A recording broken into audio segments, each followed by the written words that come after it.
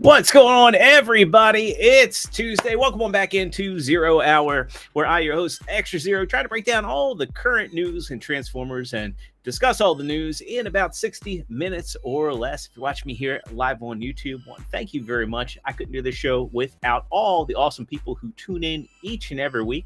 So if it's your first time watching, hopefully today will be the day that I earn your subscription. So if you like what you see, consider hitting that subscribe button and ringing that notification bell when you get a chance. But if you also like what I'm doing and you're already subscribed, slam that thumbs up button because it helps me out in the algorithm.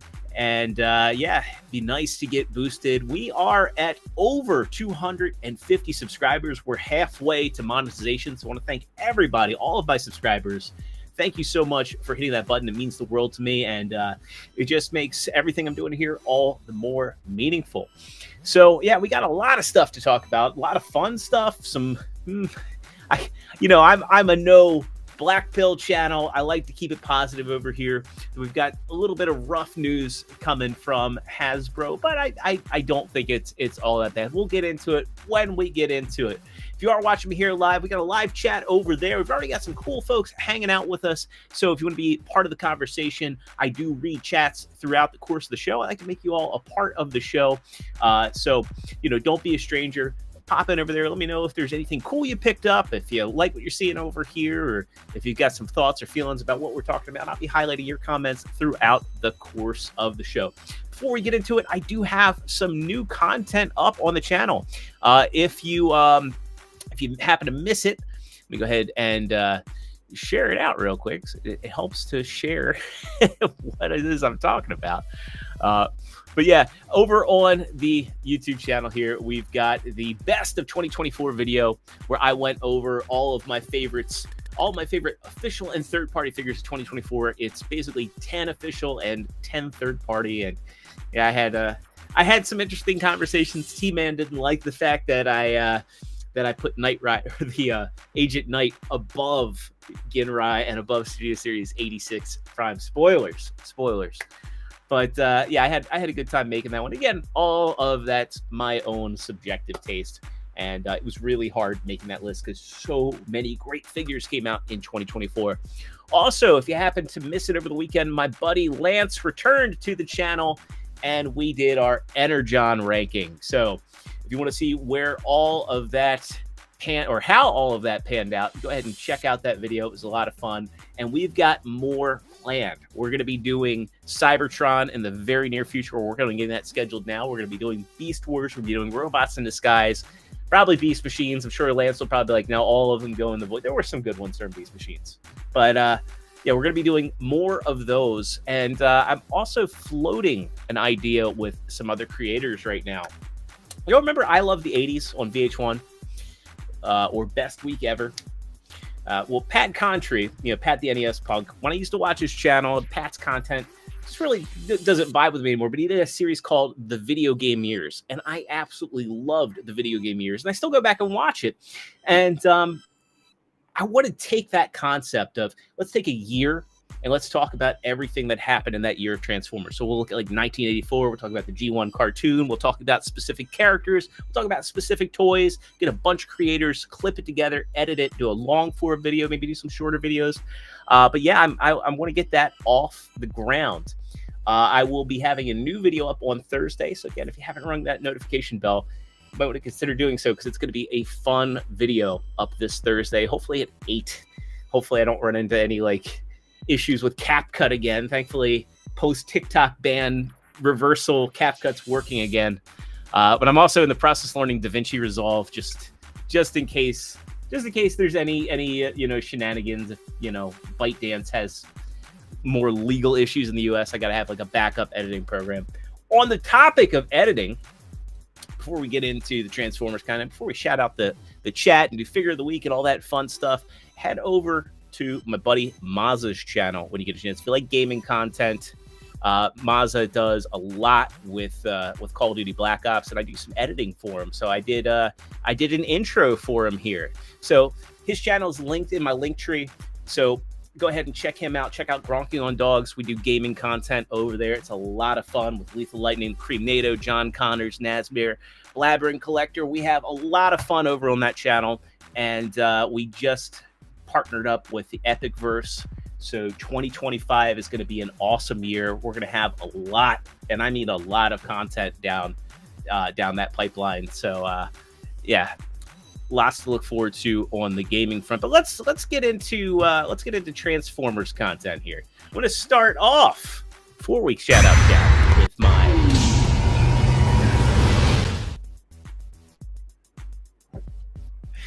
And this week's Figure of the Week is a relatively new release.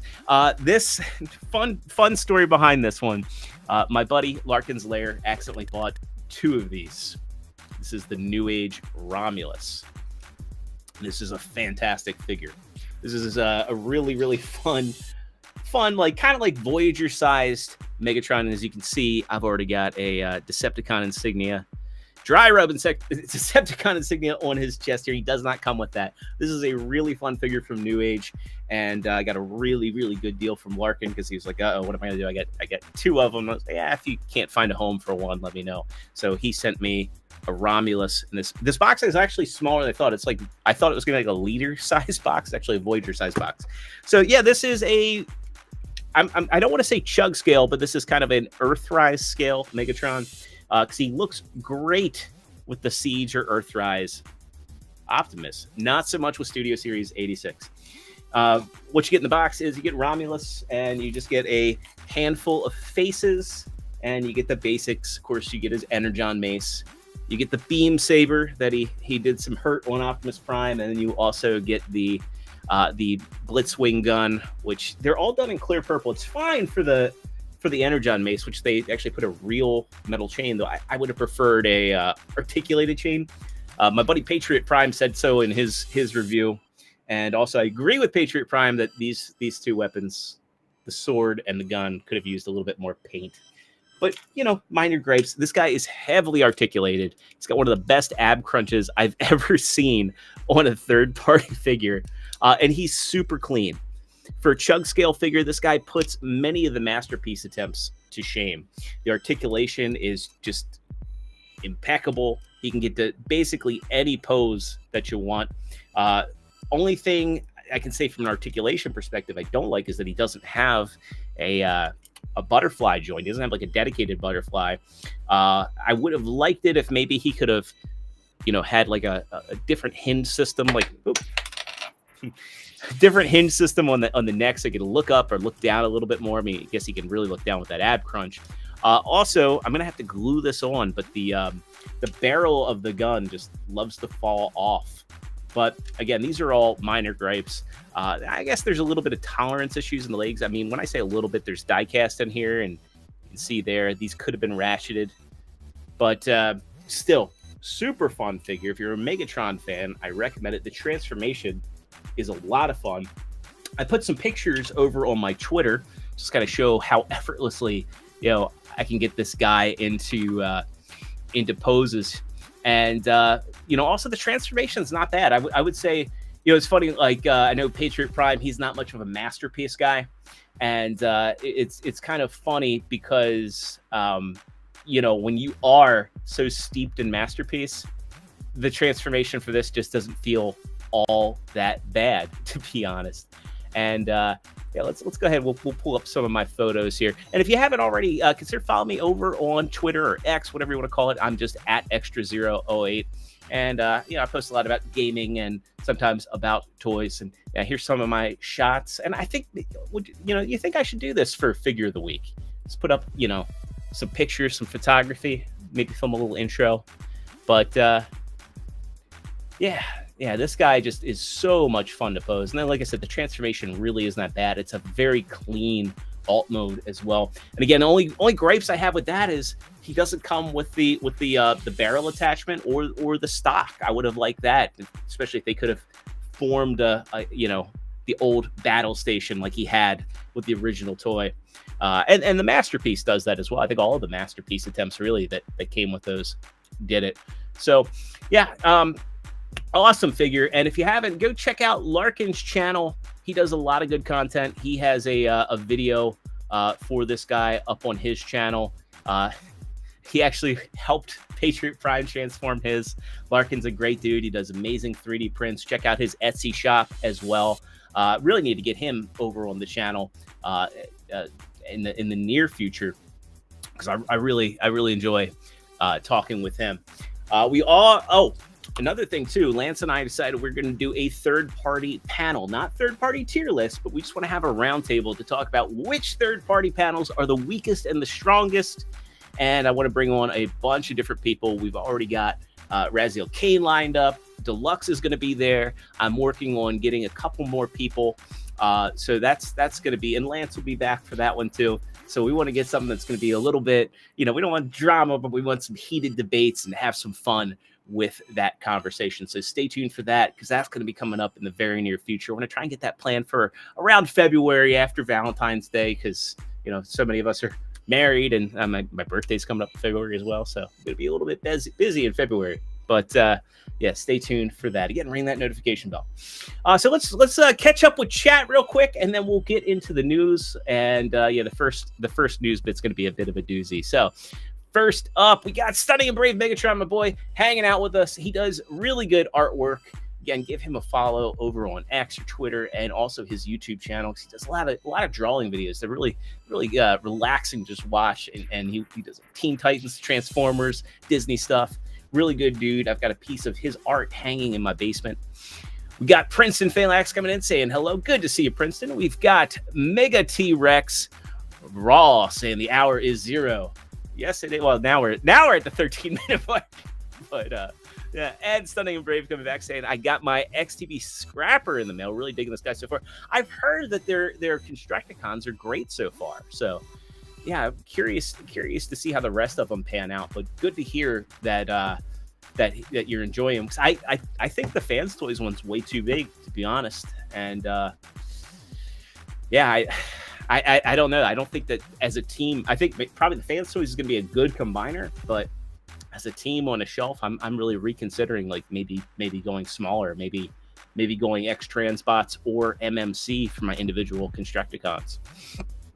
We got Paul Morales saying hello, everybody. Good to see you in here, Paul. We've got Mario Roca saying hello, dude. So are you anticipating the reveal of 86 Megatron and Leader Codes? I am.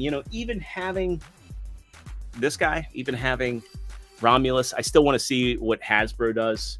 And I actually, for comparison, I have the old cell-shaded Megatron Siege mold on my desk here, and pan back a little bit. This guy is so much more svelte and athletic looking. He looks much more like Megatron. I think that the 86 one, maybe they've got some magic in it. You never know. But I kind of fear he's going to be a little bit bulkier than he needs to be. And I feel like if New Age doesn't do it, you'll see a fourth party Romulus pop up that's adjusted to scale with 86 Commander Prime. We got Winston Leggett hanging out saying, what's up, Zero and everyone? Good to see you, Winston. We got Halius coming in saying, yo, Zero, what day's your birthday? My birthday is the 12th of February, and that's actually going to be my 40th birthday, if you can believe it.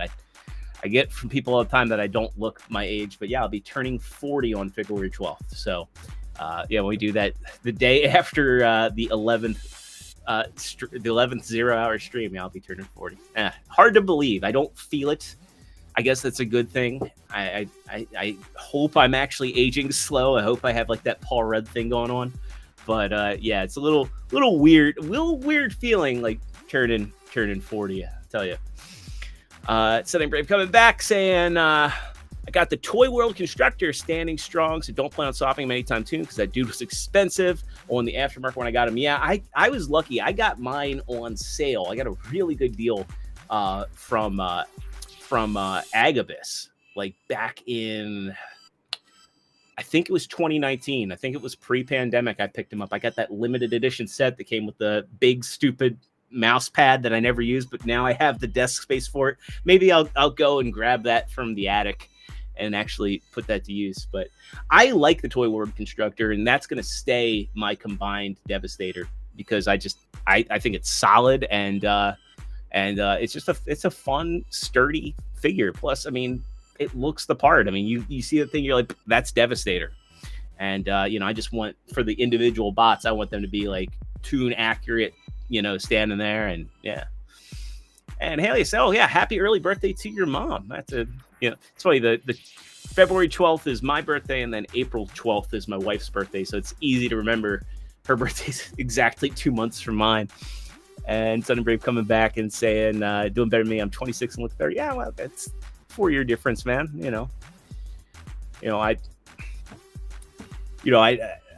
You could be like Ryan Roger and be like, what is he's born in 99, 25 and look like you're 40. So,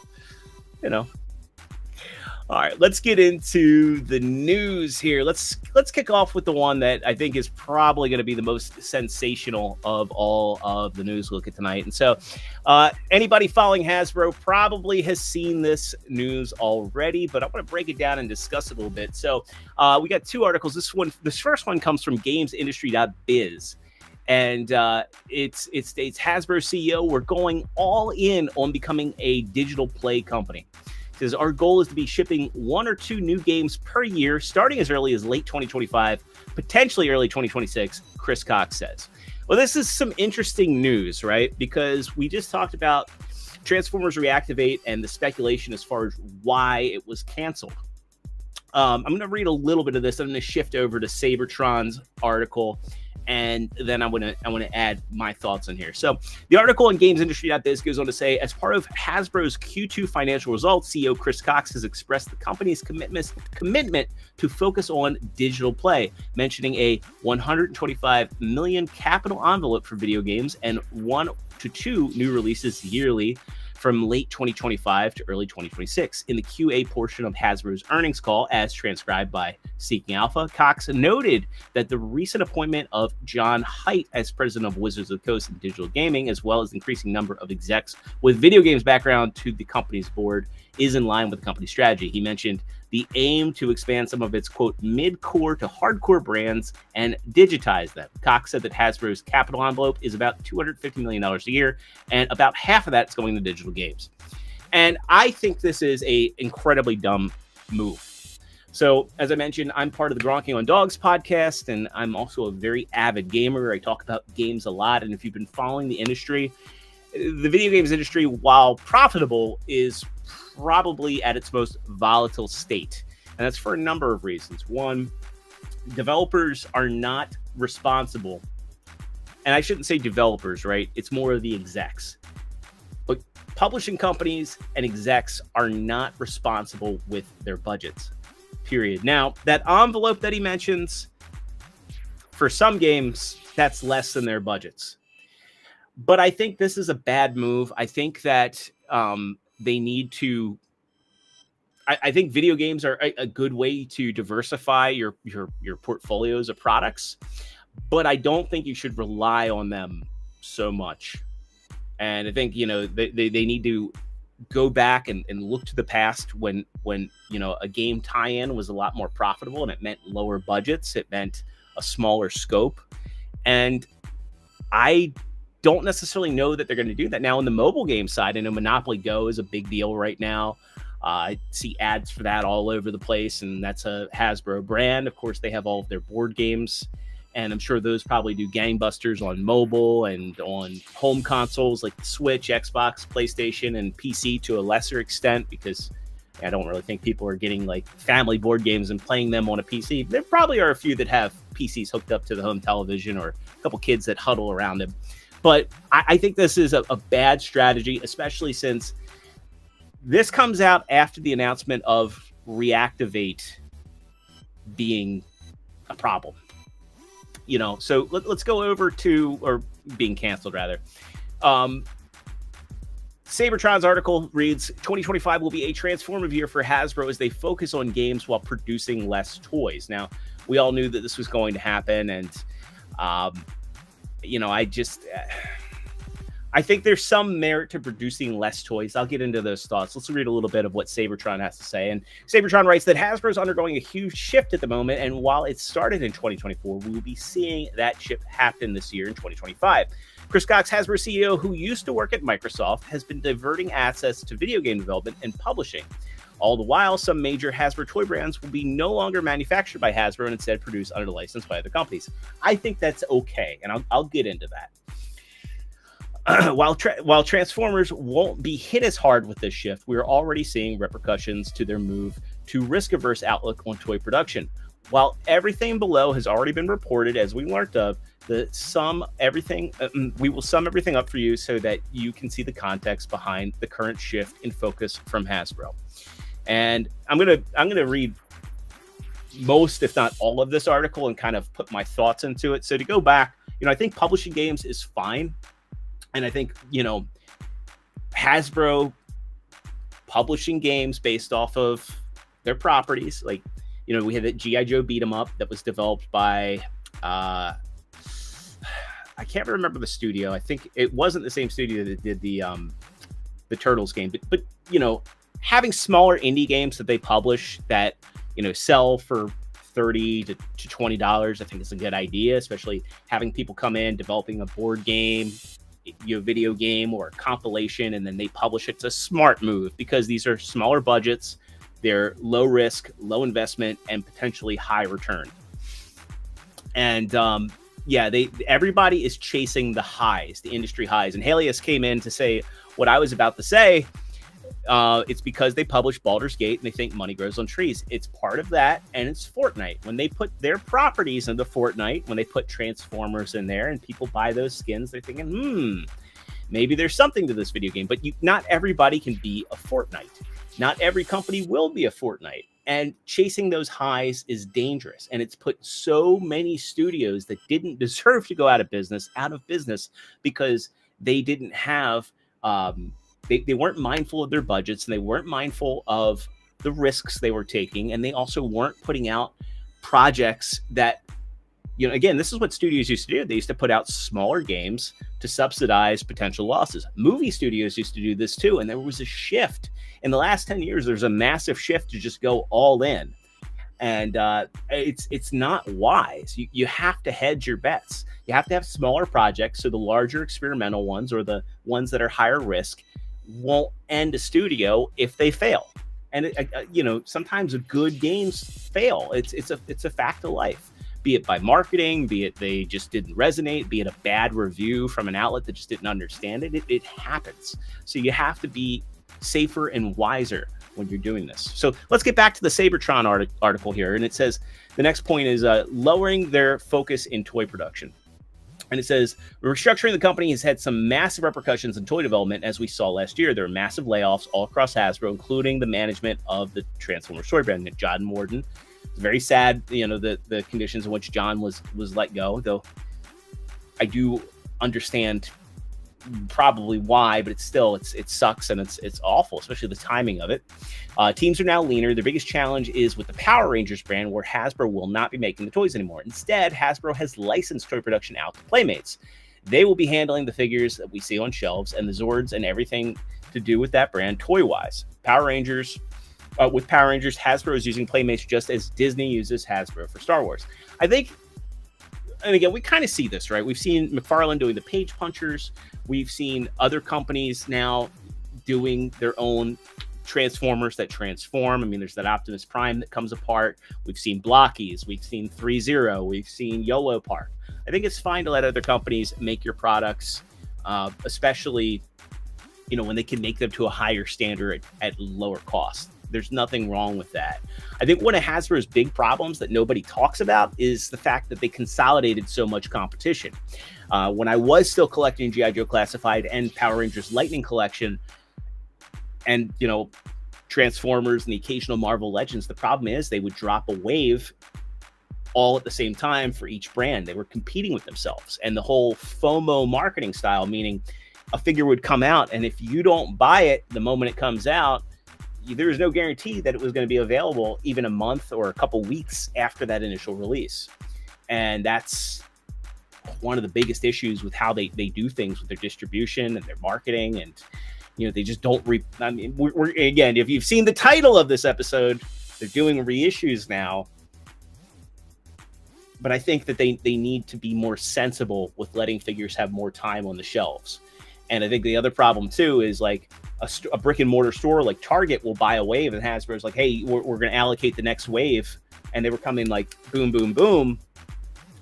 And instead of just replenishing the waves and keeping the same figures on the shelves for a bit of time, brick and mortar stores were finding themselves sometimes weeks after the initial release putting figures on clearance, and you had no tell what was going to go on clearance, what was going to peg warm, or what was going to be hard to find. And I'm sure, that's frustrated many fans. And then younger fans, you saw this with Star Wars, you see this with Marvel, like the titular characters for movies and properties, they're not packed the way they used to be. And imagine being a kid and being like, yeah, I like Miles Morales, and you see Marvel Legends, these great figures, and all you're seeing are like the ancillary characters. I like Peter Parker Spider-Man. Nope. Deadpool and Wolverine. Nope. They make the most popular characters very short packed and hard to find. And I think that's a problem. I mean, there's people that complain that, another Optimus Prime, another Megatron. But you got to put yourself in the perspective of somebody that's trying to get into the hobby or a younger fan. And they're like, I like Transformers, but why would I want to get the toys when, I don't know, the only thing I'm finding is a Sharkticon or the Rise of the Beast Scorponok or, the Quintesson High Commander. You need to have the more important characters have a better shelf space. And they are kind of doing that, right? With the Studio Series 86 Bumblebee, they're doing that thing where you have characters that are going to be more evergreen on the shelf. But I think that's been it's been implemented a little late. Transformers 1 Optimus is another one. This guy, the G1 Universe Optimus, was supposed to be, but I've never seen him in person. So they got to get better with their distribution strategies. As much as people want to crap on McFarlane, and he does so many Batman figures, he also does a lot of characters that people do care about. It mixes in the deep cuts in sensible ways, and that's why McFarlane is really thriving and booming as a toy maker right now. There's even rumors that Marvel Legends might pivot over to McFarlane. Again, that's all rumors, and I don't know whether it's true or not, but it's crazy time. So the article goes on to say, speaking of Star Wars, another area where Hasbro is growing less and less involved in toy production since they have chosen to sublease their master license. While they still produce certain toys, this explains why we see other Star Wars toys on shelves made by different companies. This mitigates the risk of overstocking, and that's smart, which has royally bit them in the behind multiple times before. And that's why you see so much stock at Ollie's. Fun fact, owning the master license is also why Star Wars Funko Pops must all be bobbleheads, as Funko does not have the right to make Star Wars figures, only Hasbro. So how about Transformers? Becoming apparent with Legacy Evolution, the production members have dropped, meaning that seeing a toy at retail is no longer something that is a sure thing. It never was, but it's less so in the case now. And again, I think that's kind of a mistake, though. I think if what we're seeing with these reissues is a sign, maybe they'll look at fan demand a little bit more, like NECA does, like McFarlane does, like Mattel does, and not let the secondary market eat their lunch, because that's a huge problem. Hasbro lets the secondary market eat their lunch. They create systems where they know a toy is going to be, a smaller release. Scalpers pick it up, and then the secondary market's making money that they could have gotten themselves just by producing slightly higher numbers or higher numbers in general. So not only are there less of a particular toy being made, but there are now less toys to make. Transformers 1 had 1/4 of the output we saw with Rise of the Beast. It only had one wave of product for the deluxe class figures. While that means that the film was solely relying on theatrical performances to break even, at least Hasbro did not have overstock or further warehouse storage costs, which can make a toy line far less profitable, even if it sells more product. I think one of the biggest problems with Transformers 1, though, is that they produced mostly junk. I was at Walmart earlier today, and they still have like those weird $5 Optimus Prime figures that do nothing other than swap heads and chests. The weird gimmicky toys that I haven't seen move at all. The one-step changers, the mainline toys were a joke. You didn't get Alita. You didn't get Alita didn't come out at all. Sentinel was short packed. There were so many characters you didn't get. Like D16 wasn't represented at all. How do you do a toy line and only have Prime / Pax, Bumblebee, the Quintesson High Guard, and Sentinel and call it a day? I mean, you did you think that would work? There's no Wave 2 planned. There's just, and the problem with their mainline stuff with Rise of the Beasts and Transformers 1 is that it's mostly really cheaply made. And and this is all anecdotal, but I've heard parents in the toy aisle when a kid gets excited, oh, Optimus Prime, oh, Bumblebee. Well, the last one you had, you broke. And some of these cheaper figures, and I say cheaper with air quotes because you get a figure that's like yay tall, but it's $20. I've seen one, I think Mang Motion had a video where showing the figure was so hollow he could use it as a watering bucket. But it goes on to say, as the trend of less product continues in 2025, as it has been revealed by Hasbro that yearly Transformers toy lines like Age of the Primes will now have 3 waves instead of 4. I think that's fine. Unlike Power Rangers line, though, the Transformers line will probably not be leased to another toy maker, as it is already in partnership with another company, Takara, for design and distribution. And I'm fine with that. And I feel like if Hasbro screws the pooch, we'll probably go back to like where things were in the late 90s, early 2000s, where Takara was producing their own stuff and Hasbro was producing theirs. And if you wanted the better figures, you could import them. And now's probably the best time in human history to import figures because the price difference really isn't that vast. Back in the day, it was kind of absurd to pay $25 to $30 for a deluxe. And now we pay $25 to $30 for a deluxe, depending, tax and all. Hasbro has been lowering their stance on forbidding companies licensing the Transformers brands from making toys that convert. We saw that with the Robozen toys, and more recently, the Combat Prime, that was the one I was thinking of, which is an official product that has both a robot mode and an alt mode, released by a company licensing the Transformers brand from Hasbro. So all in all, while we've already been seeing changes to Hasbro in their toy production, 2025 is where the new phase truly begins, and we'll keep following to see how this impacts the Transformers brand. Okay. So I think that's a really well-written article from Sabertron, and I think that they're pretty spot on, and I appreciate the fact that there's a bit of optimism in there, and I share in that optimism quite a bit. My biggest concern is that they're going to do damage to the company with the game, the video game end of it, because we've seen it happen far too much. I think they're going to get greedy and think that they can have another Baldur's Gate, even though I don't think they're working with Larian anymore. I think they're going to probably think they can do their own Fortnite, and they might put too much money into it. I just don't expect them to be sensible in what they do. So it sucks. I mean, I'm sure the brand will live on. I mean, obviously, third party is bigger than it's ever been. And it doesn't seem like that's going to be stopping anytime soon. And if other companies get the rights to make Transformers, I don't think Transformers are ever really going to go away. And also the fact that, other companies could potentially get the lines, we could actually see improvements. I don't think Playmates, is going to do better than Hasbro was doing with Lightning Collection. The Lightning Collection stuff that Hasbro was doing was some of the best. So it's unfortunate to see that go to Playmates when, Jada and Jazzwares are killing it right now. Spin Masters is doing pretty good too. Hey, we got T-Man 978 hanging out in here, and he says, I think Transformers and G.I. Joe is all they're going to have left besides My Little Pony and those other brands we don't care about.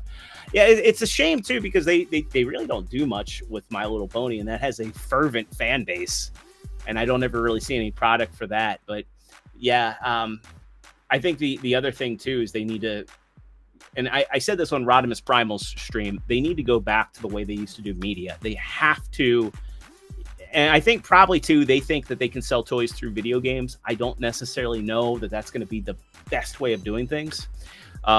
Stunning and Brave even says here that do a Cybertron 3 game. That'll make money. Now, Chris Cocks coming from Microsoft, maybe he has connections. I've said it numerous times on these streams that, the War and Fall Cybertron games are really hotly sought after. And Activision wants to republish those. They are going all in on the toy line for those and putting those out through Studio Series, because they're also kind of running out of things to do through Studio Series. Not only would a third Cybertron game probably get guaranteed sales, they could also reuse assets from the existing games. They could do a more AA style game.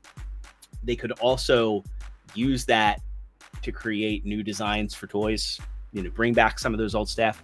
If they could do it for Space Marine 2, pick up 13 years later with the same energy,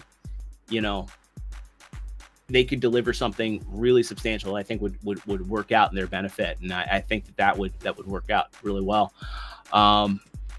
Pugbrick Productions says, so Hasbro's just not going to make Transformers anymore? No, they're still going to make Transformers, but the thing is they're making less, and it sounds like they're also still trying to figure out their distribution. It sounds like distribution might be hit a little bit harder. They might be forced into pre-ordering stuff, and I think the other thing that sucks too is that Hasbro Pulse wants to start charging up front for pre-orders.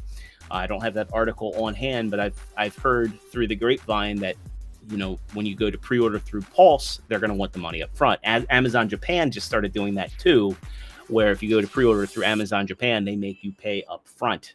So that sucks. I hope that model doesn't start extending out, because I think a lot of people just want to secure their order and kind of have, the product in place, but paying up front is kind of a big ask, especially in this economy. And I think that's the other thing too, is some of these people are coming across as not understanding that these are luxury items in an economy that's kind of rough right now.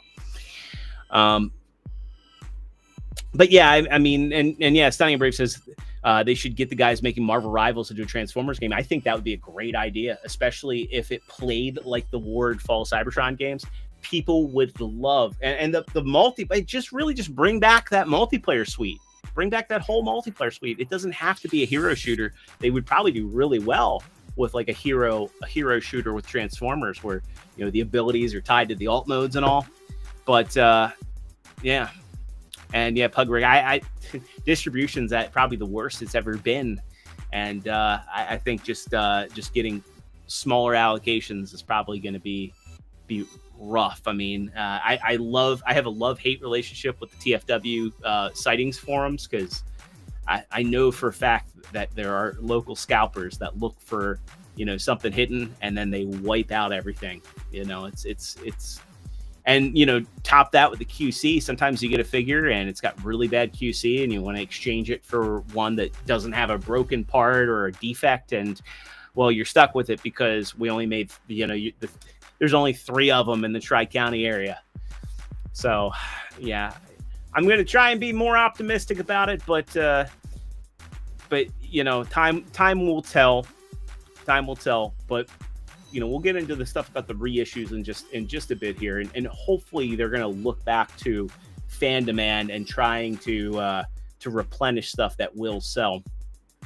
Let's get into some actual official toy news here. We'll start things off. This one is pretty cool. I was a little miffed about the backpack on the Leader Class Studio Series Age of Extinction Optimus, but here you can see the backpack is intentionally removable. You can actually take this off, and the back cleans up. I wouldn't say it's entirely movie accurate, but it's pretty darn close. It's just on a mushroom peg here, so if that bothers you, it looks like you can easily take that off. And here you can see how he scales with Galvatron. I still think this guy needs paint. And also how he scales with the other movie Optimus figures. And I think he looks good.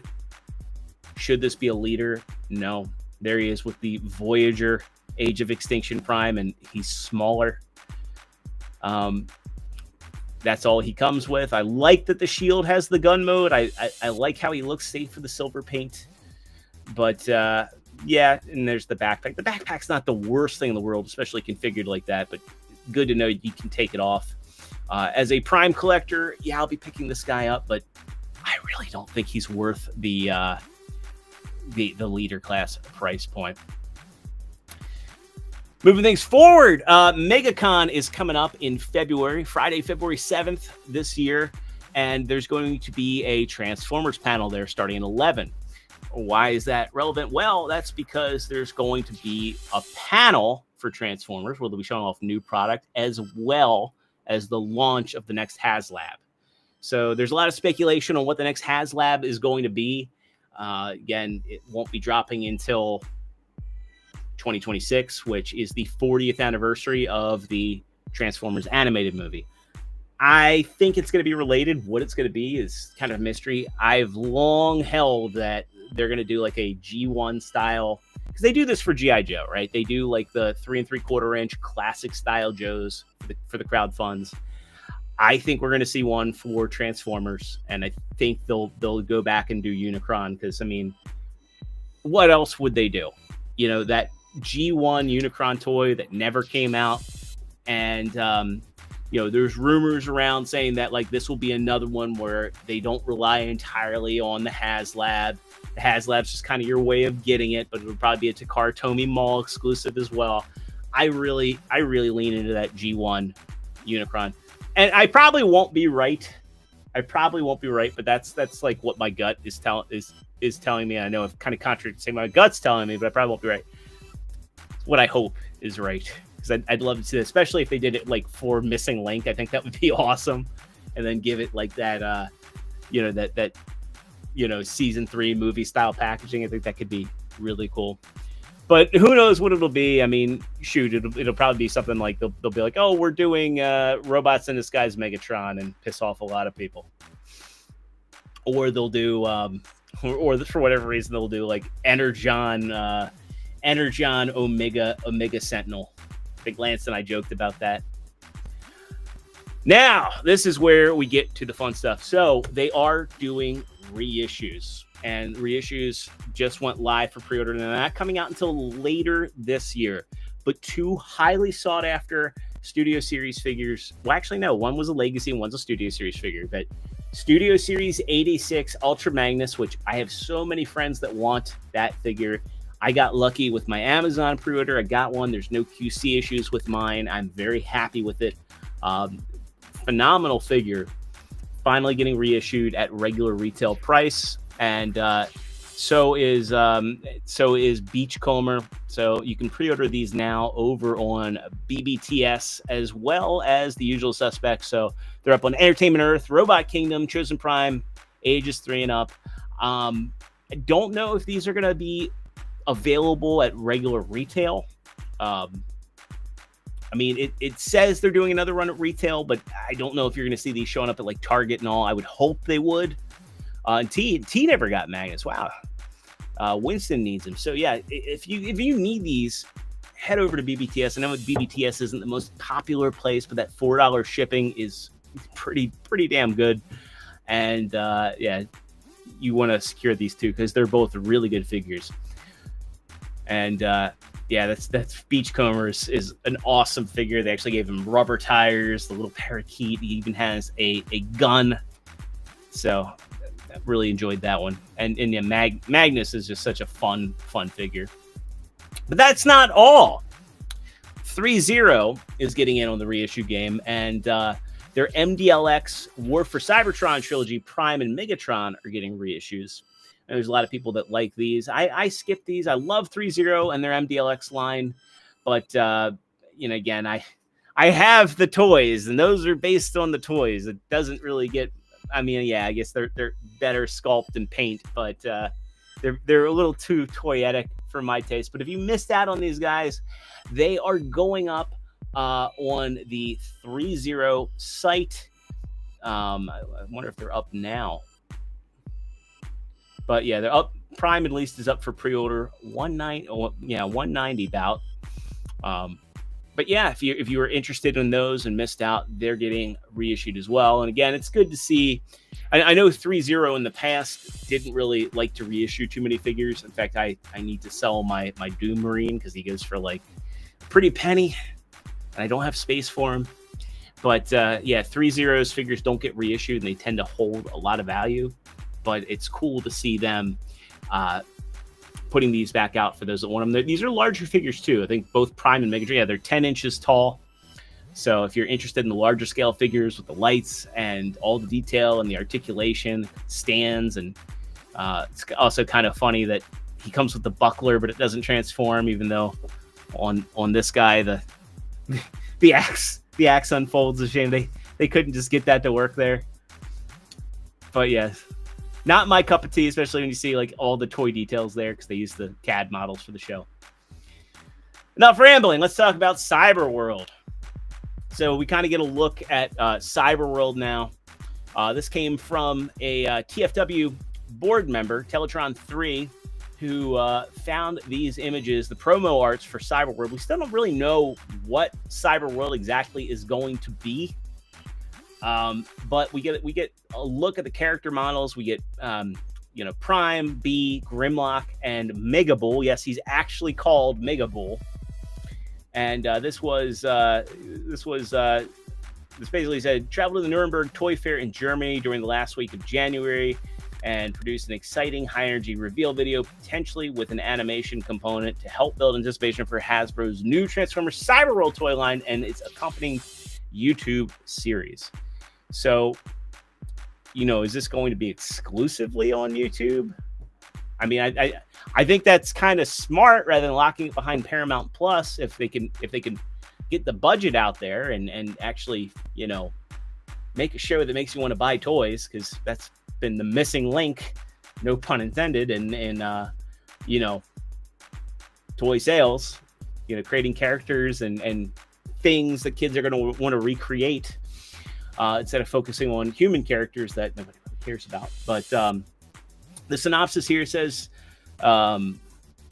actually, there's nothing of substance in here. It just kind of goes into this being a 45 to 60, I don't know if that's seconds or minutes, products reveal hero video, 15 still retouched photographs of the toys from Nuremberg Toy Fair. There was an Excel spreadsheet that went along with this, but I think this was probably translated from German to English. But that's the display setup that they've got. There's no product there. But yeah, we don't really know what Cyber World's going to be. Is it going to be an actual show? Is it going to be, like little shorts, kind of like, what we're getting for the Transformers 1 stop motion stuff? I would like to see a full-fledged show hit YouTube and everybody can watch it and you can just share it out and everybody's got a phone in their pocket. I think it'd be a great way to, get media out there for the brand. And I kind of hope there's a story in there worth caring about, and they appeal to a younger and an older audience. Again, all wishful thinking, but at least we get our looks at these characters, and they are certainly interesting, to say the least. And yeah, this is that spreadsheet, going through what all is going to be there, and I really can't make heads or tails of what's in there. So if you can, let me know. But that's not all for reissues, because I meant to have this one up. Bear Brick, they did that Optimus Prime Bear, and my good buddy Deluxe just reviewed the Starscream Bear Brick from years back. They all turn into like similar bears and robots. These are transforming figures, kind of niche collector items. But Bear Brick's bringing this back, and not only are they bringing it back, this is a 400% increased upscale of the figure. So it's going to be a very, very, very big figure. The originals were not teeny tiny, but like Funko Pop sized. This is expensive. The pre-order price is 36,080 yen, approximately $231.83. It's planned for a February 2025 release. And I think this thing comes in, 28 centimeters tall. And you get a look at it here. It looks exactly the same as the original. I was always interested in these things, when they were smaller and cheaper. I never picked one up because I do like curiosity pieces for Prime. This is going to be a no for me, especially at that price. But I hope that they at least reissue the smaller ones, because I would enjoy having one of those. But yeah, I don't think this. I mean, again, I'm sure they're probably producing a very small number of these, and these are coming in a little over 11 inches tall. To show you that like that percentage of upscale really isn't that much, that big of an item. But yeah, for $230+, yeah, this ain't it. Then we get some Studio Series listings for 2026. So looks like in 2026 we're gonna be getting a Last Night Nemesis Prime. Of course, they're gonna get that repaint in on the leader class, Age of Extinction Optimus. Who couldn't see that coming?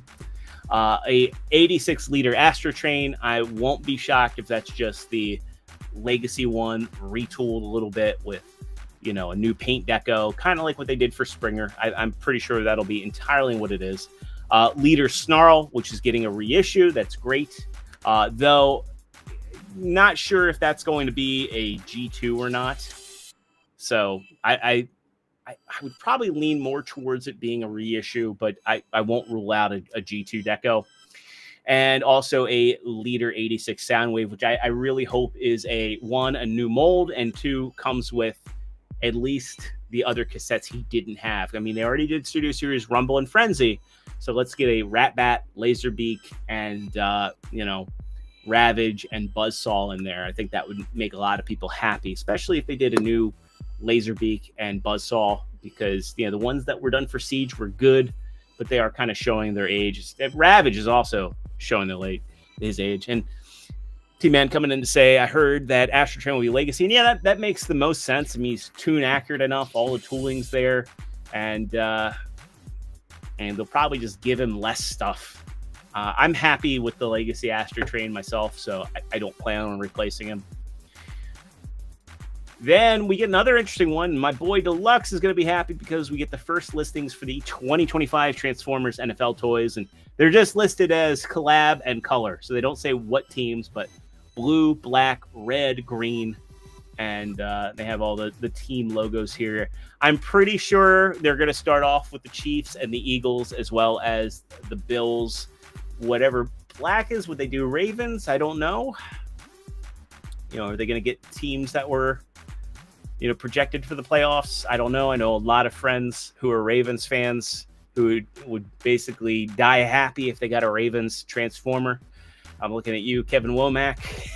But also, too, that would be my way of giving my father-in-law his first Transformer. Like, here you go, Joe. You get your own. But yeah, these are coming. It'll be interesting to see what they do with these and what they transform into.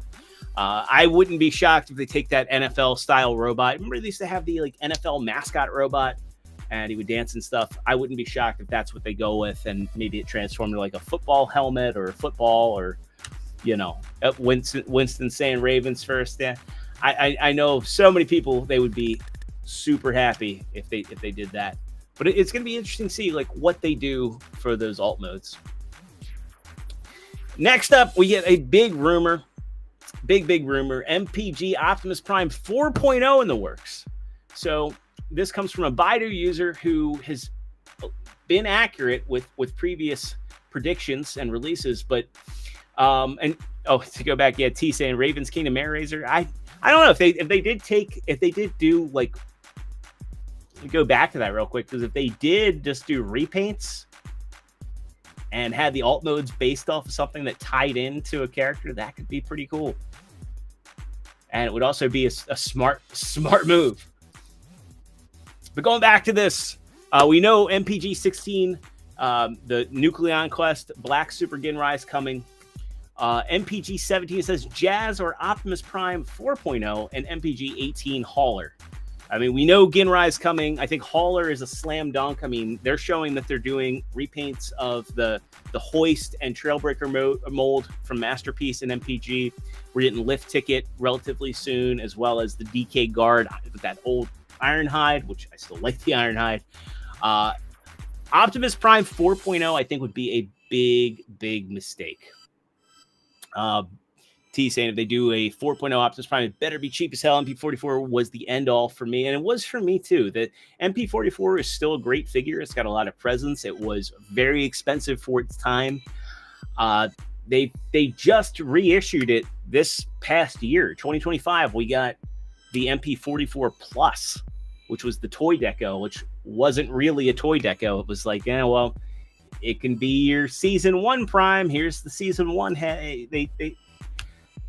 I know there's a lot of people that really like the Commander class Prime and say, we'll just upscale that and make it Masterpiece. And I do agree that transformation is a lot better. But just do Jazz. Like, I think Masterpiece kind of has a little bit of an identity crisis, and it needs a bit more cohesion and needs more frequent releases. It's why third party is eating its lunch. And yeah, I agree. They should do Blitzwing, or they should do Astro Train. I mean, Astro Train's been long rumored. I would just like a roadmap and more cohesion. Finish Beast Wars. Give us an Air Razor so we can have our complete cast of Maximals. Do Scorponok. Do Waspinator. Do Inferno. Finish out in Pterosaur. I mean, if Metagate can do Pterosaur, Takara certainly can. They need to have a roadmap, and they need to figure out these releases because, again, third-party companies are really, really eating their lunch on this.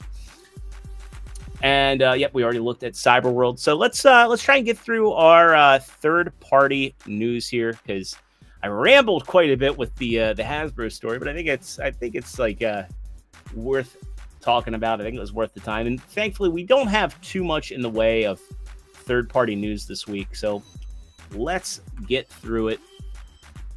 And kicking things off, this comes courtesy of TM Reviews on his Facebook. Go give him a follow because he does a really good job keeping up with the news. We get a tease, and we got a couple teases here this week from DX9. They're doing a bunch of new Legend scale figures with an Overlord, Getaway, Slapdash, Joyride, and I can't tell if that's those are so that's Getaway, Slapdash, and Joyride, and Overlord. So cool to see. Great to see DX9 coming back strong, and I'm looking forward to see what they do with Overlord. Silhouettes are neat, and the silhouettes take me back. I know there's a time where silhouettes got hate, but I like seeing these. We also get one from Laser Cat, who I really enjoy their Optimus Prime. Their Rise of the Beast Chibi Optimus Prime. Well, they're doing a Chibi style Beast Megatron. I can't wait to see what this is because I really enjoyed that Optimus they did. I would love to have a little Chibi Megatron and Primal. They should do a Primal. I think these would be fun little despots. And the great part about this company is their figures are not that expensive, and they come fully featured with a lot of cool engineering. We got some new stuff from Magic Square, and Magic Square is doing a kind of a Nemesis pack here. And I love the packaging for this. They're doing an Ultra Magnus and Six Shot, and in the anime, these two were rivals. So getting some updates there. I know my buddy Parks Former will probably be happy about this. But yeah, it's a good looking Six Shot and a good looking Magnus, and really digging what Magic Square is doing in the Masterpiece space. Some better shots of Magnus here, along with the vehicle mode and the comparison to Prime. So looking good. On recent releases, X-Transbots kind of quietly released their Paragon, which is their take on a Protectobot First Aid. You can pick this guy up over on Agabus. Now, I am getting the X-Transbots set as my combined Defensor, but I'm going to wait for reviews before pulling the trigger on this guy because he released pretty close to Chinese New Year, and a lot of QC issues tend to happen when releases around this time. So I want to find out whether or not it's worth waiting. Heading over to DNA Design's Facebook page. This is a third-party add-on kit for the MPG Raiden, which I know does not have very many fans, but they're giving him a new, external. Again, this guy was kind of an all-in combiner, which was a mistake I want the Karatomi's part. I like the individual bots, I like the individual trains, but the combined mode is ass. Well, DNA is trying to fix that a little bit with this kind of new lower torso bit, and it's giving him a little bit more height and a bit more stability as well. They're kind of showing off. I don't know how these arm pieces go in. I guess they kind of attach up on the shoulder here, but giving him a bit more stability in the arms and legs. Again, it's gonna, be interesting to see what reviews say about these pieces. And I like the fact that they turned it into a weapons rack when it's not attached to the combiner. But if you went in on this set and do have it, combined up, this will probably help you. I personally have the Moon Studios one as my combined Raiden, and I'm happy with that. And then I have the MPGs as my individual train bots, which I think is the way to do it. But I am glad to see DNA trying to fix this for those that went all in on this guy and wanted to display him and have him actually be able to stand and pose. Next up, we got some updates from FansHobby. We get a updated test shot of their MB32, which is their take on Metal Hawk. And again, just kind of showing this figure is far along. I'd love some better size comparisons, but it looks like, because they have a shot down here comparing him to the their version of Ginrai there from Power Baser, and some other headmasters. I wish this wasn't zoomed out, because I'm curious how he's going to scale with Ginrai. He's going to be smaller. I would assume he's going to scale more with the Headmaster Juniors, but you know what they say about assuming. But he's coming along nice, and I'm looking forward to getting him when they release him later this year. And also, FansHobby, and there's a video. Unfortunately, I cannot play the audio on this one. So let's see. Let's turn that volume off. But there's a video posted on Weibo. We'll not play. Trying to play it here, but for whatever reason, it is not cooperating with me. We get it? But Flying Blade, which is their wing saber, is ready to ship. So this figure is coming out pretty soon. And this video, let's try and do a reload here to see if we can get it. But there's a complete unboxing. There we go. That girl has a mega filter on her face. But showing the unboxing, and this does come with an alternate head for Energy Commander, which is pretty much in keeping, kind of the same as what you get on Obsidian Commander, which is an improved head sculpt. It's subtle, but it's improved. Showing off the unboxing, showing off the vehicle mode, how it's going to come packed. And, just a complete transformation. This is a very simple figure that splits apart to become, alternate armor configurations for Energy Commander. Yeah, I'm really looking forward to getting this one, and hopefully it doesn't have issues given the release period. When Naval Commander, which was their Armada Prime, first came out, that thing released around Chinese New Year and had a ton of issues, and their red plastic can have issues. So again, I'm going to wait for reviews on this one before pulling the trigger, but cool to see new stuff from FansHobby. I really like the company, but I will call them out when their QC isn't always there. Well, that's going to take us to the end of the episode for tonight. Again, I'm going to have new content up on Thursday. I think Thursdays at 8 are going to be the other part of my upload schedule, and Lance and I are playing with some more community style events and doing some kind of ramblings and live stream hangouts on Saturdays. Not sure if we're going to do a steady schedule or when we both just have time, but we're working out new content for Saturday. So there's going to be a lot more on the channel here in 2025. As I mentioned, I'm going to have the collection tour coming up in the very near future. And I'm also going to be doing some shorter form videos, more extrospectives. The very first one will be out on Thursday. I've worked pretty hard on it. I hope the editing holds up. And if you haven't already, go check out what I did for TFCon Baltimore, what I did for the best figures of 2024, and the video we did for ranking Energon figures. Winston's asking how much for the FansHobby FansHobby Wing Saber, rather. Let's find out, because I haven't seen solicitations for them, but I would assume probably around. I would probably assume he's going to be around what they're asking for with Tidal Wave, which is probably like 170. Let's see here. Yeah, I don't see any solicitations for him. We'll see if TF Safari has anything. TF Safari is my go-to. And I also love the fact that they have coupon codes. Yeah, well, Magic Square Spock is out. That stealth dropped. That's pretty cool. And the Blaster team came out.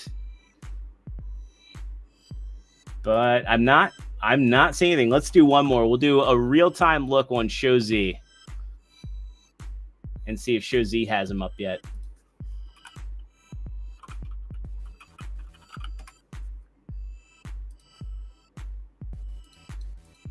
Show Z might just have the $1 pre-order.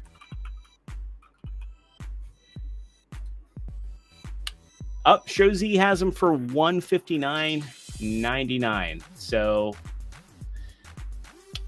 is he in stock? That's a really quiet release date. It looks like, yeah, you can get him over on Show Z store for $159.99. So there you go. That's not a pre-order. Quiet release. I know the DX9 Sideswipe also released. TF Safari has him. I haven't picked that guy up yet. I want him, but I don't know that I want to replace an official figure on my shelf. But yeah, if you're interested in getting that, head over to Show Z. They've got him in stock, it looks. So yeah, that's going to wrap things up for tonight. Thanks to everybody who hopped in and participated in the chat. Love having you guys in here. And, it's always a blast. The audience is one of the core reasons why I do this show. I would like to give back to everybody. Once we hit 500 subscribers over here, I'd like to do a big giveaway. So be a friend. Tell a friend that I'm out here talking Transformers news, making Transformers content.